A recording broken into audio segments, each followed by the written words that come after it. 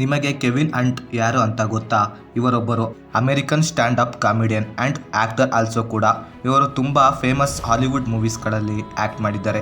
Like Jumanji, Central intelligent ಮೂವೀಸ್ಗಳಲ್ಲಿ act ಮಾಡಿದ್ದಾರೆ. Kevin ಈಗ ಎಷ್ಟೇ ದೊಡ್ಡ ಸೆಲೆಬ್ರಿಟಿ ಆಗಿರ್ಬೋದು, ಅವರು ಫಿಲ್ಮ್ ಇಂಡಸ್ಟ್ರಿಗೆ ಬರೋಕ್ಕೂ ಮುಂಚೆ ತುಂಬ ಕಷ್ಟದಲ್ಲಿ ಇದ್ದವರು. ಕೆವಿನ್ ಅವರು ಅವರ ಅಮ್ಮನ ಹತ್ತಿರ ಪ್ರತಿ ತಿಂಗಳು ಮನೆಯ ರೆಂಟನ್ನು ಕಟ್ಟೋಕೆ ಹಣ ಕೇಳ್ತಾರೆ. 1 ಮಂತ್ ಎಂಡ್ನಲ್ಲಿ ಕೆವಿನ್ ಅವರು ಅವರ ಅಮ್ಮನಿಗೆ ಕಾಲ್ ಮಾಡಿ ರೆಂಟ್ ಕಟ್ಟೋಕೆ ಹಣ ಕೇಳ್ತಾರೆ. ಆಗ ಅವರ ಅಮ್ಮ ಅದಕ್ಕೆ ನೀನು ಬೈಬಲ್ ಓದಿದ ಅಂತ ಕೇಳ್ತಾರೆ.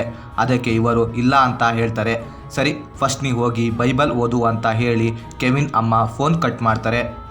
ಸೊ ಇದೇ ಥರ ನೆಕ್ಸ್ಟ್ ಮಂತ್ ಕೂಡ ಅವರ ಅಮ್ಮನ ಹತ್ತಿರ ರೆಂಟ್ ಕಟ್ಟೋಕೆ ಹಣ ಕೇಳೋಕೆ ಕಾಲ್ ಮಾಡ್ತಾರೆ.